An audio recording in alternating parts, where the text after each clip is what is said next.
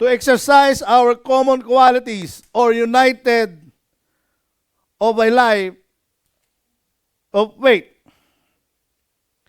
If you study this, if you read Jude, one chapter lang po ito, mga kapatid. I hope you will study it. If you will read it, you will see kung sino ang pinag-iingat ni Jude at the same time kung sino yung nire-rebuke ni Jude sa kanyang letter. Because during that time, not only this time, or in this century, during that time, marami na pong mga false teacher. At marami na pong mga believer na nagpo-fall away. Nawawala sa Panginoon. At yung word dito is not backslidden. Apostasy. Backslidden is medyo mild pa. Ang apostasy ang matindi. Total abandonment of faith.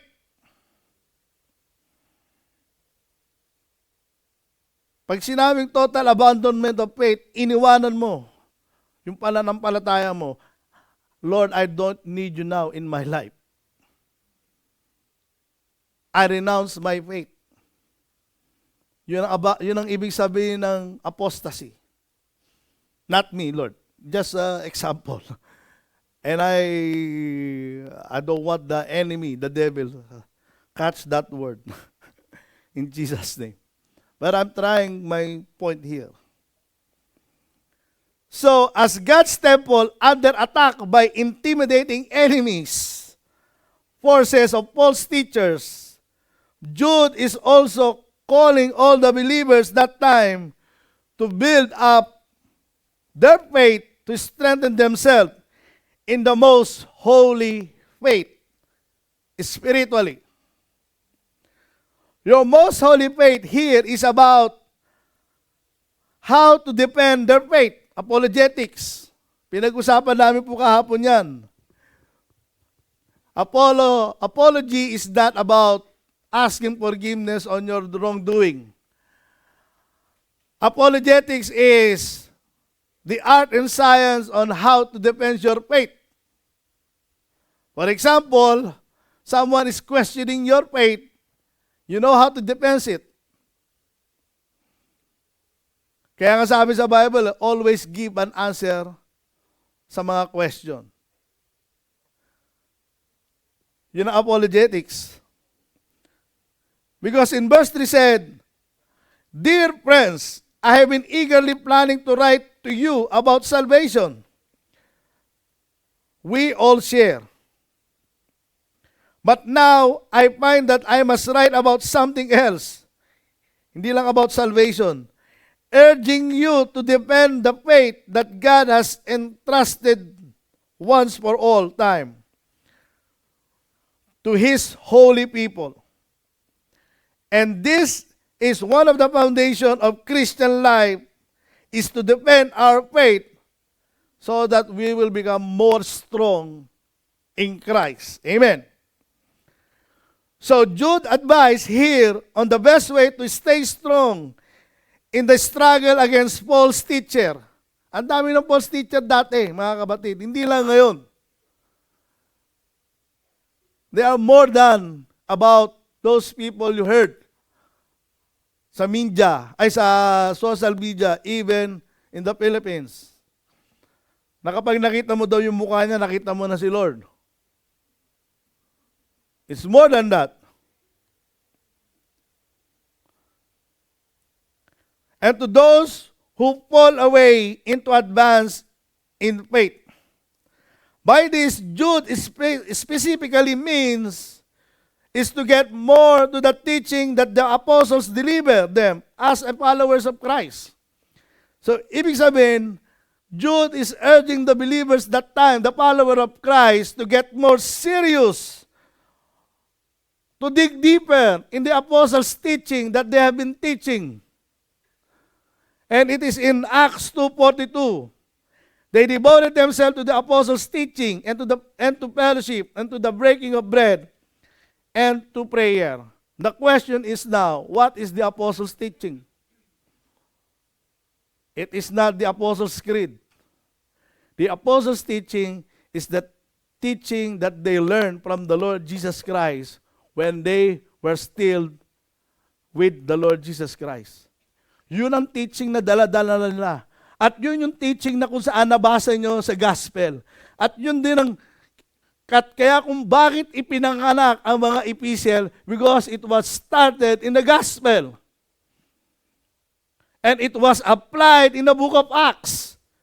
And from the book of Acts, the church rise.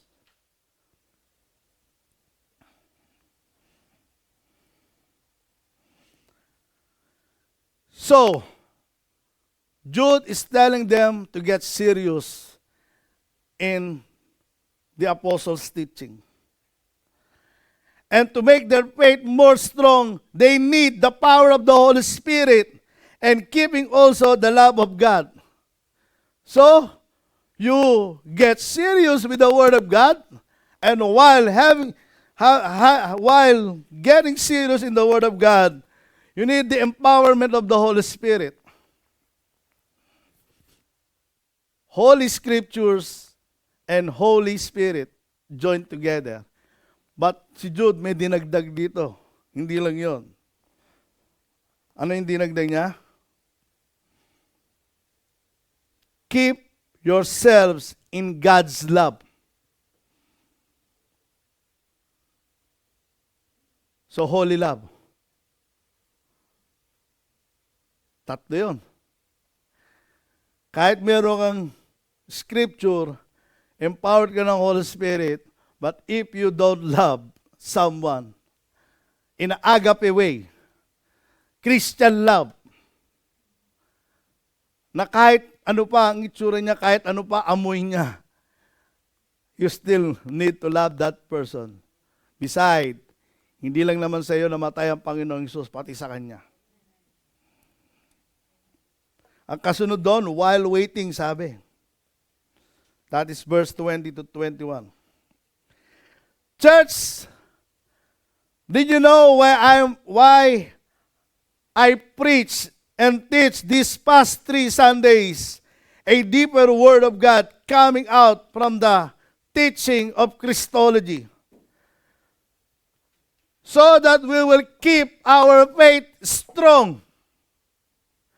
Because I personally believe, as I have experienced it before, if the Word of God were preached and taught here well, we won't be easily moved by our struggles and problems in life.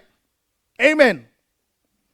Because it will make us realize that the Word of God is really alive and active within our life by learning it deeply. What it says in Ephesians. May sinabi si Ephesians.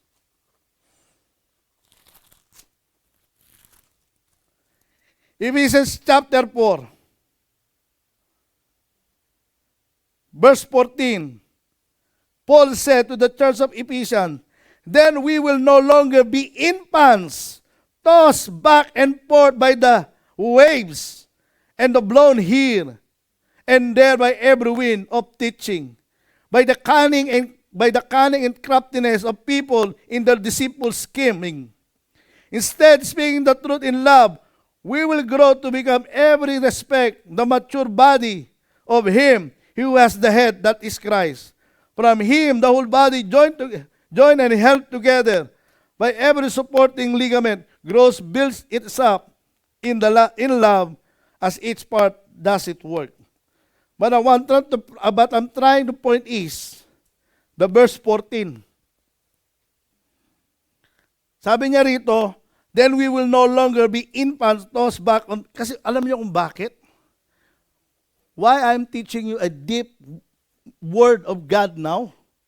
Kapag mababaw ang faith mo, madali kang masway-sway na kung saan-saan. Uy, may bagong poging preacher doon tayo. Uy, hindi nila pinag-uusapan ng tithes and offering, doon tayo. Kasi di ba, madaling mahikayat ang infant sa pananampalataya. At hindi lang yon, it was also, ginawa rin example, yung sabi rito, and forth by the wave, tossed back and forth by the waves, and blown here, there, every wind of teaching, and by cunning and craftiness. Ibig sabihin, when you are infant, you are easily get swayed by other teaching. You're like, ano ba yung nasusway ng mga waves? Di ba yung bangka? Pag yung bangka hindi nakaangkla sa dock, it is easily by, madadala ng waves kung saan-saan. That's why ang ginagawa nila, kailangan mayroong pabigat, yung anchor, and they will tie it in the dock so that kahit malakas yung waves, hindi siya aalunin. And if your faith is like an infant, you're not growing in the Word of God, and the teaching you want only is a teaching like on the elementary truth, ang dali mo masway. That's why I am teaching right now, step by step, we're getting deeper sa Word of God. Because I don't want you someday na mawala sa Panginoon. Because you find someone na kung saan mas cute kesa sa akin. Not because of the Word of God. Are you getting my point? I tell you all the background about the kingdom of God so that today it will become lighter, because those words that I have given for 3 Sundays will make your faith strong. Amen? Dr. Charles Stanley said, keeping our faith strong requires an unwavering, consistent focus on God's Word daily by learning it, not just as a devotional book, but a guidance to encounter and to experience the Lord Jesus Christ within our life daily. Ang God's Word po daw ay kailangan maging firm sa atin, and it should be consistent. And read the Word of God not because you need devotional studies, but read the Word of God that you will encounter the Word of God and experience the Lord within your life. Huwag ka na magbasa dahil napoforce ka mag-devotion. Dahil yun ang sinasabi ng pastor at kailangan mo maglagay ng devotion sa chat group. Mag-devotion ka dahil kailangan mo ma-encounter si Lord at kailangan mo ma-experience si Lord sa buhay mo. Hindi dahil sinabi lang ni pastor. Yun ang tunay na devotion. Kasi marami sa atin, hindi ko alam kung ginagawa nyo, pero na-experience ko. Gagawa ko ng devotion para lang may pasa ako. Para masabi ng pastor ko na may ginagawa akong devotion. At the same time, pag tinatamad na ako, pupunta ako kay Daily Bread. Kopya-kopya.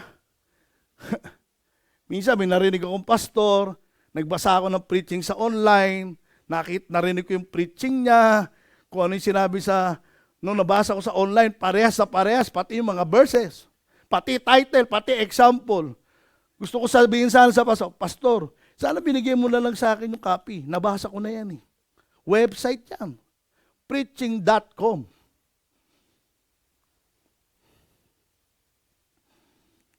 Sa susunod kaya, ganun ko gawin yung mga preacher natin. Check ko yung title nila, hahanapin ko sa internet. Baka mayroong gumagawa nun eh. Tandaan nyo, nagturo na ako ng lay preachers. So, ibig sabihin, I'm teaching you how to depend on the Holy Spirit, not on the holy software.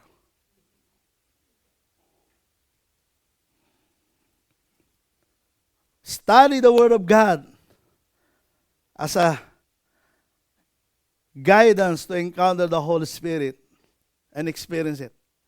Not because I say so, but because you need God more than what I say.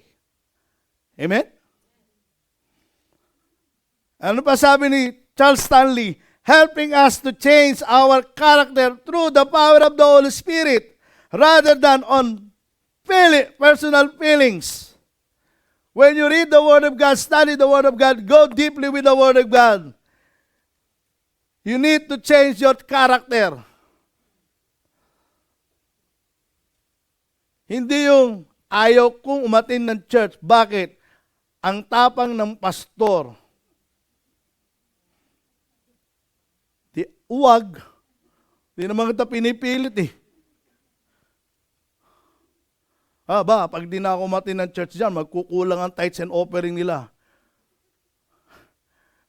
I don't depend on your tithes and offering. I depend on God.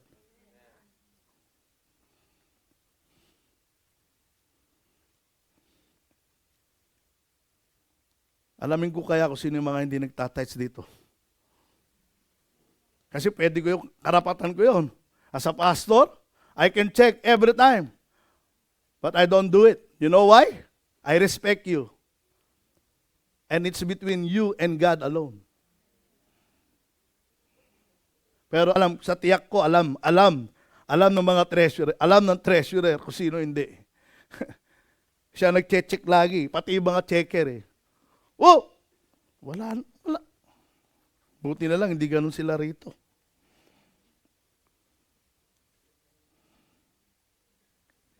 Character. It will help you to change. Pastor, bakit iba yun sa preaching mo? Because we are now in the kingdom of God. This is now the application.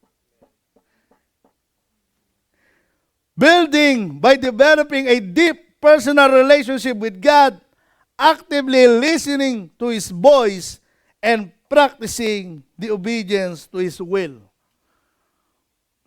Dr. Charles Stanley is a Baptist preacher.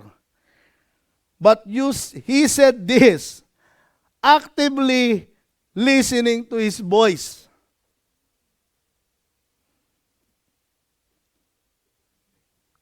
You cannot do that if you don't know how the word of God works in your life. Sabi si John 10:27, the sheep hear my voice. They know me and they follow me.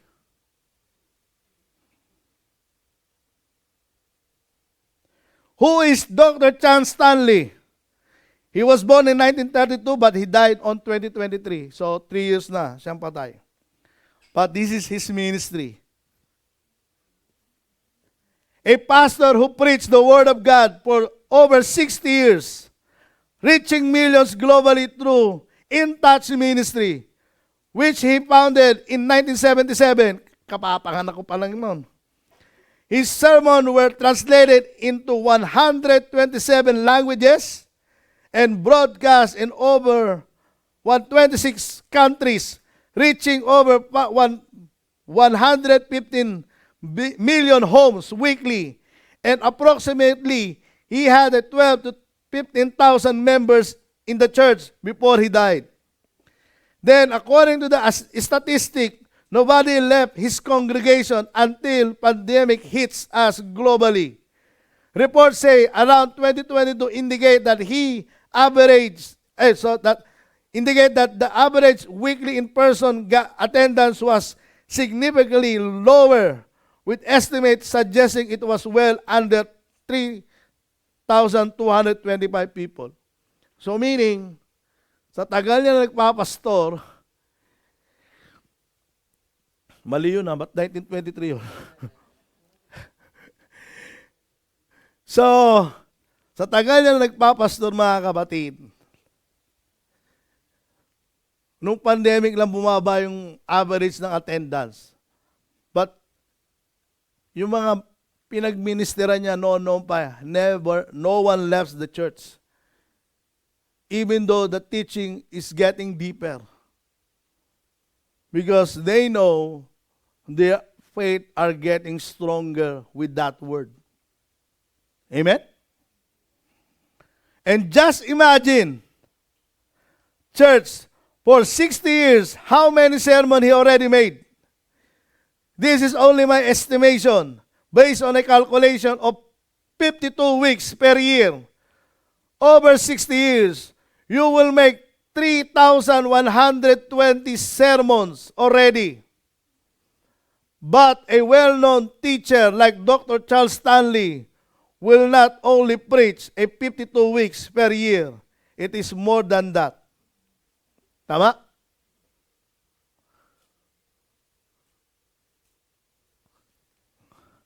And I believe those sermons, teaching did not stay as an elementary teaching for his congregation. Yearly it became deeply. That's why they stayed, because their faith was strengthened daily. What I'm trying to point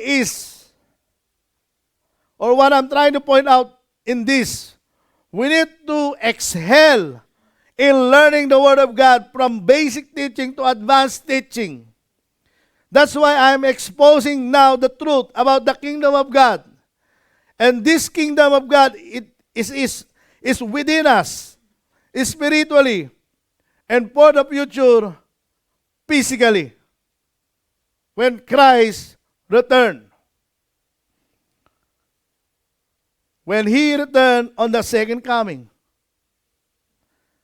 Like, for example, church, our cell phone, computers, social media, software, gadgets, and our vehicle, 2026 XLE, Toyota XLE hybrid. All of them were upgraded. They were upgraded year after year so that it will become faster, efficient, and reliable. Amen. Same thing with us, church. As a follower of Christ, we need to update the Word of God within our life. To keep our faith strong, to stay in the presence of our Majesty. Amen. Just imagine this, church. If I stop learning and studying the Word of God daily as a pastor, how will I feed you? I won't be able. I remember what Dr. John Maxwell said. He said, you stop learning today, you stop teaching tomorrow. But I like what my pastor told before. Pastor Jude, yung pumalit kay Pastor Leo, yun naman ang naging mentor ni Eva. You stop learning today, you start dying tomorrow. Bakit? Wala ka na natutunan, wala ka na matuturo, wala ka pang experience. Nga. That's why I'm challenging all the graduates of the connectors group in GOSED to have their own connectors group. Wag lang kayo mag-stay as a learner, be a teacher also. Maraming pastor, ayaw nilang pagsalatain ng kanilang mga disciple. They don't want their disciple to preach. They don't want their disciple to have a cell group. Gusto nilang sila lang ang nagsasalita. I'm not like that. Baka sipahin pa kita, punta ka na doon, magturo ka na. Hindi kita sinisipa mawala sa church. Sinisipa kita para magtayo ng cell group. Why?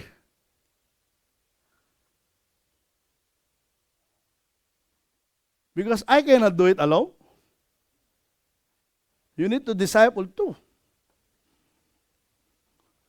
Kung lahat po ng gumraduate dito ng connectors ng GUSED noong nakaraan, 20 ilan sila? 27. Minus those who already have. Matitira yata 20, di ba? Imagine yung 20 na yun, meron tagi-isang Connectus group, kahit isa lang. Sa tingin nyo, one-on-one discipleship ang tawag doon. Pero it should be same-sex. Ayoko yung mag-disciple ng opposite. Hindi discipleship yun. Panliligaw yun. Magiging disciple courtship yun. Are you getting my point? Imagine niyo mga kapatid, ako tanungin niyo regarding math. Hindi, ang alam ko lang, plus, yung mga mababaw na subtraction, multiplication, tsaka minus. Pero yung mga malalalim, hindi ko na maalala. Bakit? Hindi ko na na-practice eh. Same thing with the computer. I'm a computer science graduate. Yung iba hindi ko na alam because hindi ko na na-practice. Napurol na ako. Same thing sa mga nag-aaral ng GUSED sa Connectus Group. Pag hindi mo na-practice yan, mapupurol yan. Maniwala po kayo sa akin. At tanungin niyo po yung mga naging Connectus Group leader ngayon.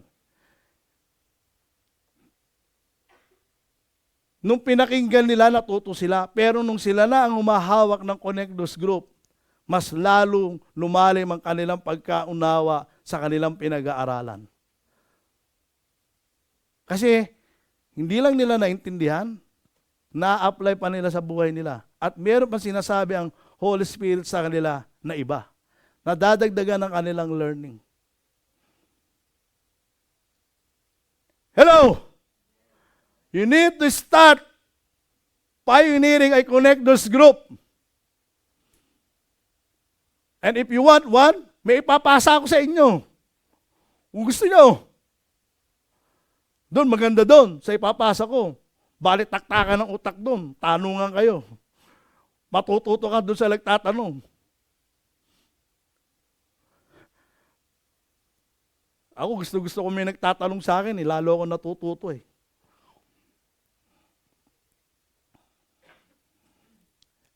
And there was silence in heaven.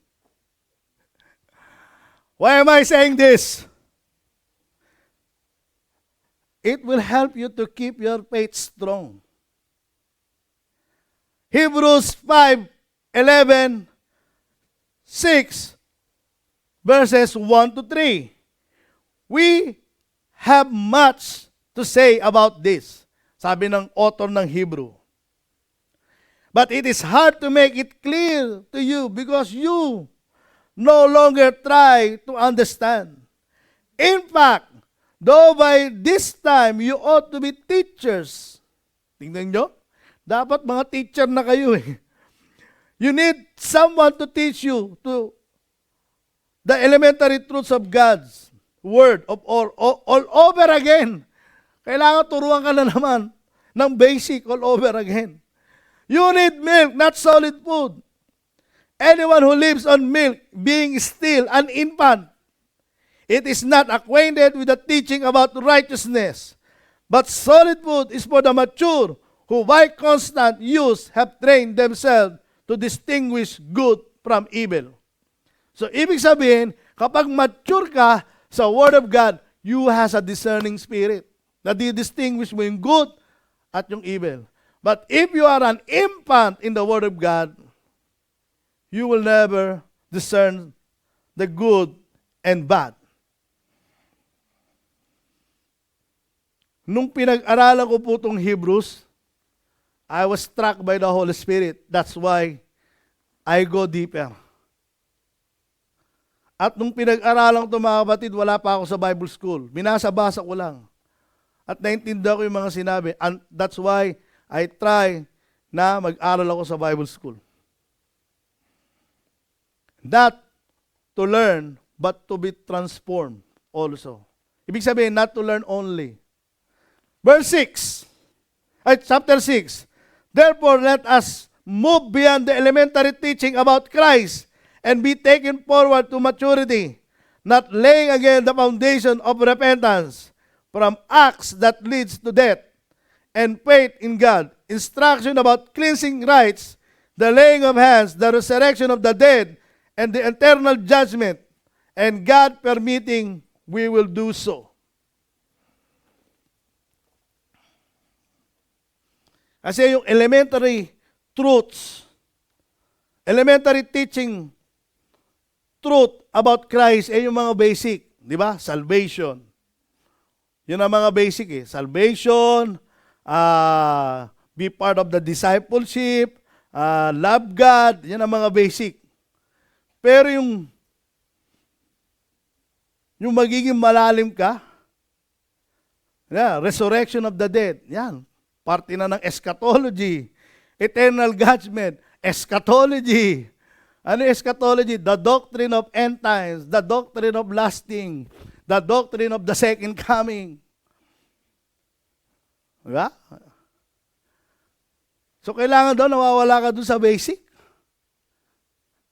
Actually, I'm praying that someday I will not only teach about how to interpret the Bible. I want to teach Teo 1, Teo 2, Teo 3, Teo 4. I'm a teacher. I am more than a teacher than a pastor. Because I am grounding you. Why?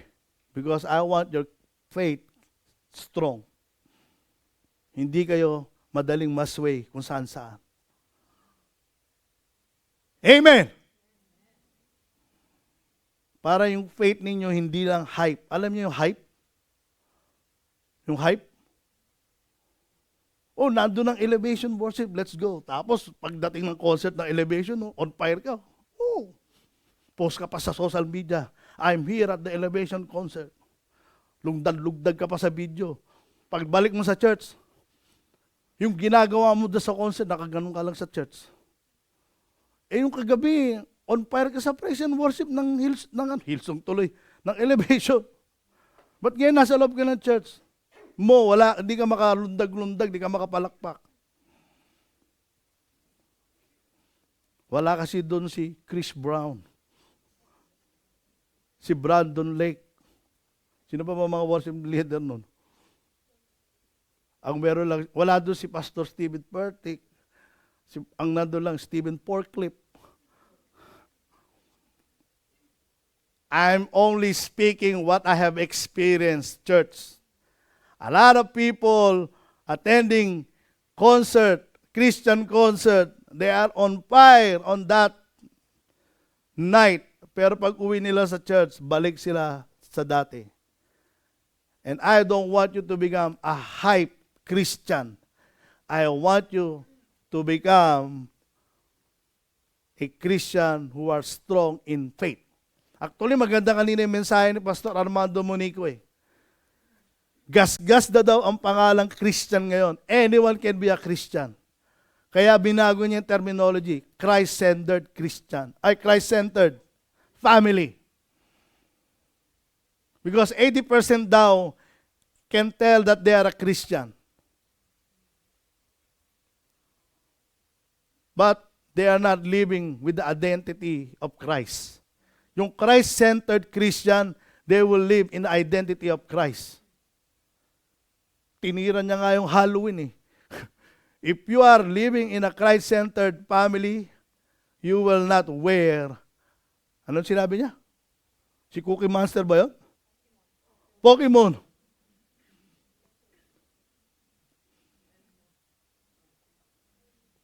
Ang bihira yan. Mamaya na yun. Talon mo na sa pangalawa. Baka durug na kayo. Number 2. Dalawa lang naman points ko eh. Saka na ako babawi ng marami. Verse 24 to 25. Number 2, keeping us from falling away. Marapit na naman ang fall. Ay, meron pa pala. Matagal pa pala. Spring pala, spring. Sorry. To Him who is able to keep you from stumbling and to present you before His glorious presence, without fault and with great joy. To the only God, our Savior, be glory, majesty, power, and authority through Jesus Christ our Lord, before all ages, now, forevermore. Amen. Jude concluded his brief epistle with a formal doxology. Di ba alam mo yung doxology? Pagtatapos ng kanyang liham. So one letter lang to eh. So every letter, there is a ending. Verse 24 to 25 is doxology. That included a prayer for his readers, universally recognized as one of the fullest and most beautiful scripture. Kaya nga po yun ang ano natin eh, yung verse 25 eh. Dahil natin kinuha yung majesty. Dahil if someone question you that Jesus is not God, to the only God, our Savior, be glory, majesty, power, and authority through Jesus Christ, our Lord, before ages and forevermore. Dito pa lang mapapakita na mo na si Jesus Christ ay Diyos. Because it speaks all about Him.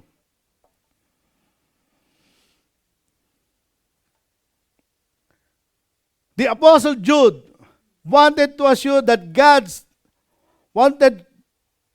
them of God's ability to help them remain faithful in spite of apostasy. Sinabi ko na po yan, abandonment of faith, by other believers and false teachers that threatened them. The church were threatened by the false teacher and those people who fall away. Na-threat yung church during that time. I would like to read this in New Living Translation. Now all glory to God who is able to keep you from falling away and will bring you with great joy into His glorious presence without a single fault. Kaya po ako nagtuturo ng salita ng Diyos from basic to advanced because I don't want you to fall away from God. If you study the book of Jude or the epistle of Jude, mga kapatid, marami kayong madidiscover dito sa Jude na hindi nyo pa nabasa sa ibang scripture. Kaya nga siguro yung mga iba yung wala na sa Bible, hinahanap pa nila eh. Pero yung nandito na sa Bible, hindi nila mabasa. For example, may binanggit dito about Enoch. Do we have a scripture about Enoch in this book? There is no Enoch here. Walang sinulat si Enoch na kasama sa canonization. Pero you know Enoch? Sino nakakilala kay Enoch? Pambira, pag hindi kayo nagbasa ng Old Testament, you don't know Enoch. Enoch is the one who lived with God and the Bible said, he was seen no more. Enoch is the first one who never died. And God took him from heaven. The first person who were raptured by God. The second one is Elijah. So, according to the history, because Jude quote his book, may kinote si Jude about the book of Enoch. At hinanap yun ng mga ibang mga mananampalataya. Hinanap nila yung wala sa Bible. Kaya ngayon mga nawala sila sa Panginoon. What I'm trying to point is, don't look for something who is not in this book. Kasi yung nandito pa lang, hindi mo na mabasa eh. For example, hindi mo nga kilala si Enoch eh. So ibig sabihin, hindi mo nabasa. Who is the first musician in the Bible?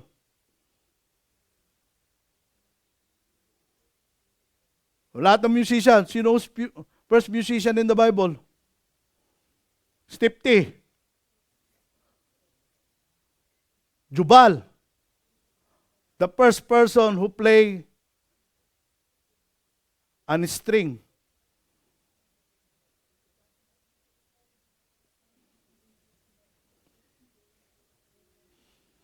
Now I'm challenging your mind.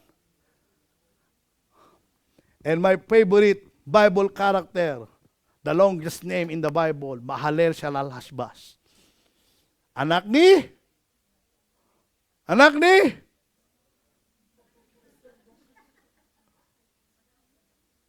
Kanino anak?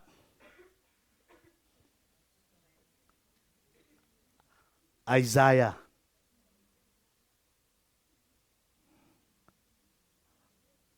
That's why I am telling you to go deeper with the Word of God.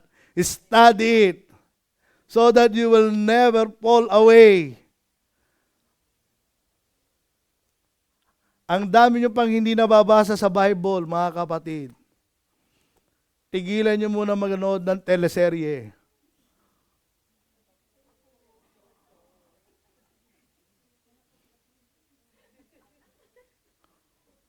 Lalo-lalo na ngayon, matatapos na yung Batang Quiapo. Kaya malungkot na naman ang gabi-gabi ninyo. Huwag kayo mag-alala, papaltan, kasama na si Julia Montes. Sigabo! Tinde. Oy, Coco, magbayad ka sa akin to. Royalty to, pinopromote kita.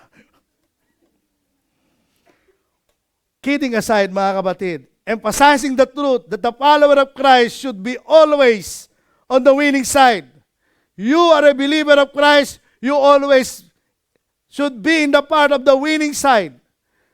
Falling away cannot destroy a strong faith in Christ or knock down or knock out a follower of Christ to the Christian race.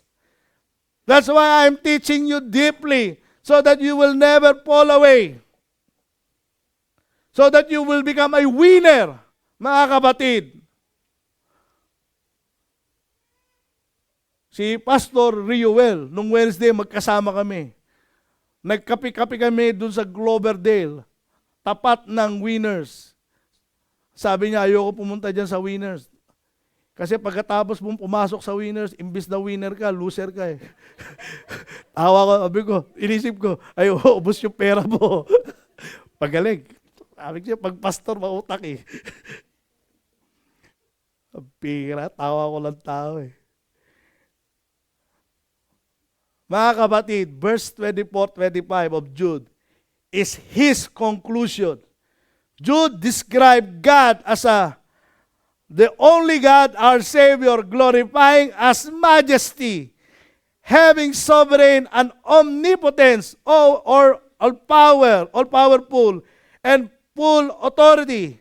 Jude also offered his praise to the Lord Jesus Christ, the one mediator between God and man. 1 Timothy, verse 5, for there is one God and one mediator between God and mankind, the man Christ, the Jesus. Church, from the time we started this year, Majesty 2026, if you will notice all of my preachings, combining with teachings, it all started with the deeper approaches. I may have preached and taught you about prayers last January, but as you have learned it was not just a basic principles of prayers. It was a deeper method about prayers. Amen? Especially showing our Lord Jesus Christ as our example when it comes through our deeper prayer life. Amen.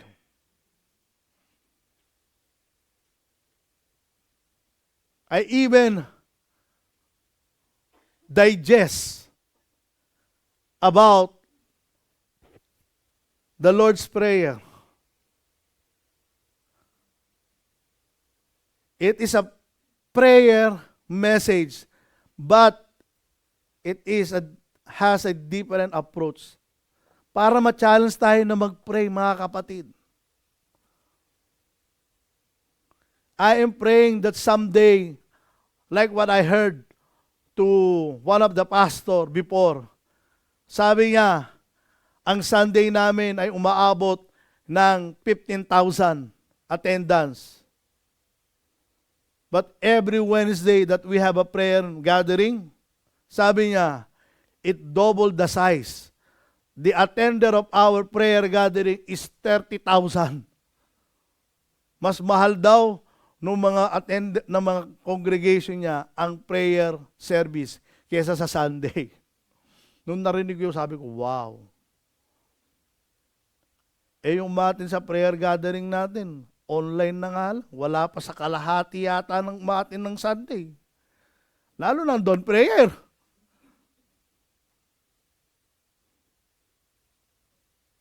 No, minsan C4 kami, minsan C5. Alam niyo yung C4 at C5? C4. Sino kasama ni Jesus? John, James, Peter, si Jesus, C4. Minsan C5. Sumasama si Andrew.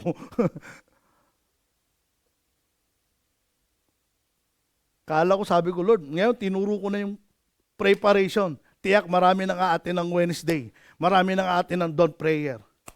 Magiging prayerful na kami. Parang lalo yata nawala. Ouch.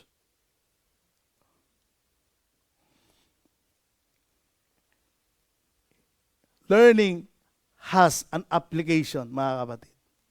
And if you don't apply what you have learned, you didn't learn at all. Amen? Amen! Kaya nga from G1, nagiging G2 ka, nagiging G ka eh. So, ibig sabihin, na-apply mo na yung tines mo sa G1. At ngayon, para malaman na ikaw mismo ay natuto na talagang mag-drive, kailangan matest ka sa G. At dun sa iba na gusto pa mag-exhale, mag-aaral naman ng M. Alam niyo yung M? Ano yung M? Motor. M, M1, M2.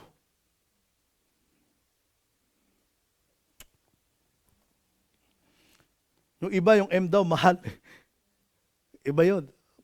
Pag-asawa mo na, bahal na. Why am I doing this? Because we are getting away now from the elementary teaching of the Word of God. Because this is the prompting of the Holy Spirit, church. This is the prompting of the Holy Spirit to me since last December, is to teach you all now deeply from the Word of God, not basic anymore, so that you will never fall away or give up from your faith in Christ, especially in the presence of our Majesty. Amen. Why? Because in the last days, God will separate the sheep and the goat. Matthew 25 verse 31 to 33. When the Son of Man comes in His glory, and all the angels with Him, He will sit on His glorious throne, and all the nations will be gathered before Him, and He will separate the people from another, as a shepherd separate the sheep from the goats. He will put sheep on His right, and He will put the sheep on His right, and the goats on His left. Kaya sa susunod, dito na kayo. Dito ang sheep. De, joke lang.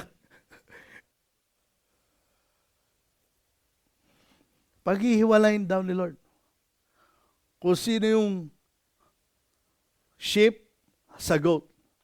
You know why? That is the, ano bang pinag-aralan natin kagabi din? Parallalism ba yun?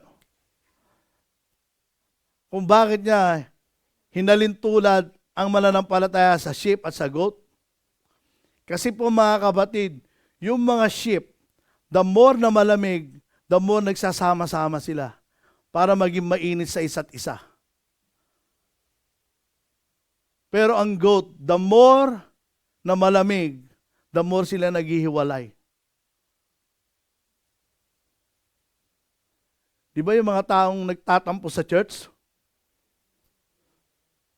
Kung kailan nagkakaroon ng struggle, saka nawawala. Di ba yung mga tao, yung mga ayaw mag-commit sa church, dahan-dahang nawawala. Lulubog, lilitaw.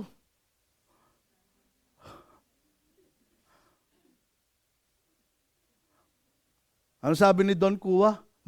May Kristiyanong pababa ng pababa. May Kristiyanong pataas ng pataas. Saan ka doon? Pababa, pataas.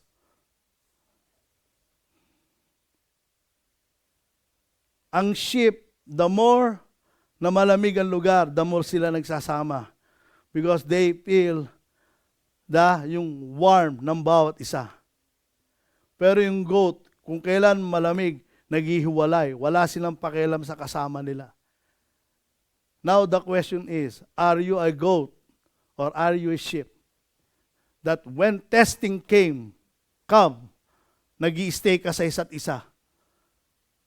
The more na lumalapit ka sa Panginoon, if struggle comes, if problems persist, you come to the church, you pray to the Lord, you ask advice, you talk to the pastor, you come to gather with someone because you need someone.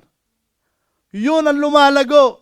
Hindi yung nawawala sa church. Sino katabi mo dyan dati? Nawala na ngayon. Tanong ko, pinag-pray mo ba?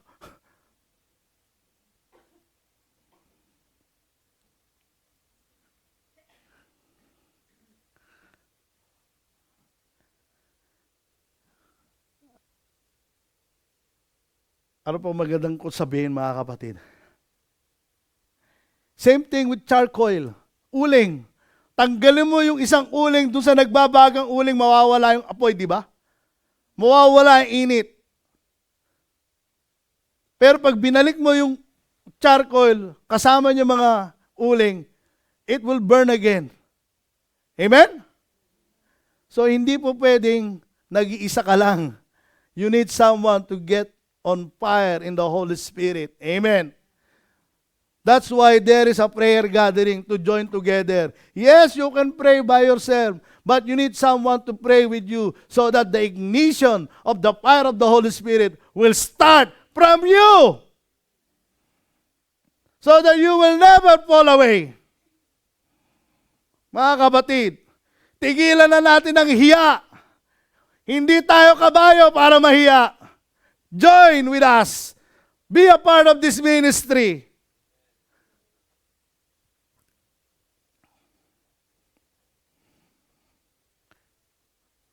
And I believe God doesn't want us to be separated from Him. Or He doesn't want us to fall away from Him. That's why He wants us to go deeper with the Word of God so that we will experience His majesty. And I will close in 2 to 3 minutes or 5 minutes. Jesus, our good shepherd, offered these encouraging words. John 10:27 to 29. My sheep listen to my voice. I know them, and they follow me. I give them eternal life, and they shall never perish. No one will snatch them out of my hand. My Father, who has given them to me, is greater than all. No one can snatch them out of my Father's hand. Ano sinabi kanina? Sinabi ni Jesus, no one can snatch them from my hand. Kung hindi sila magpo-fall away. Kung hindi sila magdi-decide na ma-fall away. At kung hindi sila magiging matatag sa faith, mawawala sila. Pero may sinabi dito si Jude. Ano sabi doon? Verse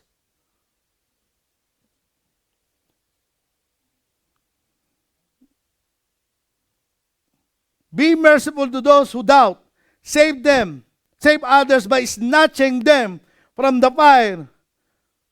To others show mercy mixed with fear, hating even clothing stained by corrupting flesh. Sinabi ni Jesus, no one can snatch them from in His hand. Pero ngayon sinasabi ni Jude, kunin mo daw. Sino mga kakilala natin na nawawala na sa Panginoon? Okay lang yung nawawala, kaya mong hanapin, pero yung nagwawala, mahirap yun. Kasi yung nagwawala, alam mo kung saan mo pupuntahan. Minsan may nagtanong sa akin, Pastor, kamusta na si ano? Wala akong balita Nawawala yun, hindi nawawala yun. Alam mo kung nasaan nakatira Nagwawala yun. Magkaiba sa nawawala, sa nagwawala. Alam niyo yung mga nagwawala, ayaw ko na, babalik na ako sa dati kong ginagawa. Yun, mga nagwawala.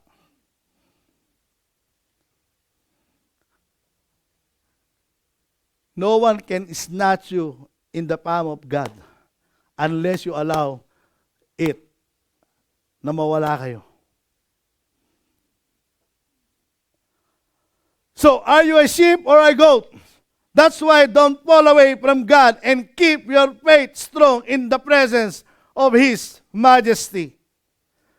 As I close, mga kapatid, our Majesty series this month, I hope and pray that you have learned a lot this month. I was convicted by the Holy Spirit to preach and teach like this, not because I am perfect. No, I am not perfect, but I serve a perfect God. God who is perfecting me, and in fact, I am like you. I am still learning and still on the way to digging and knowing God's Word. I have not yet learned more, and I will never learn more, because there is a lot of things to learn. But this is my prayer for all of us, that in the presence of His Majesty, He will keep our faith strong, and He will keep us from falling away. Remember, we are in the presence of our Majesty, our Lord God Almighty.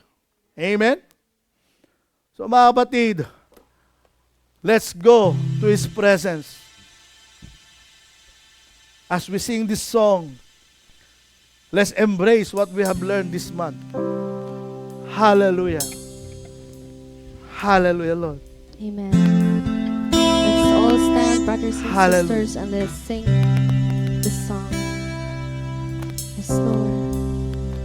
And as I come into your presence, past the gates of praise, into your sanctuary, till we're standing face to face, I look about your countenance, I see the fullness of your grace.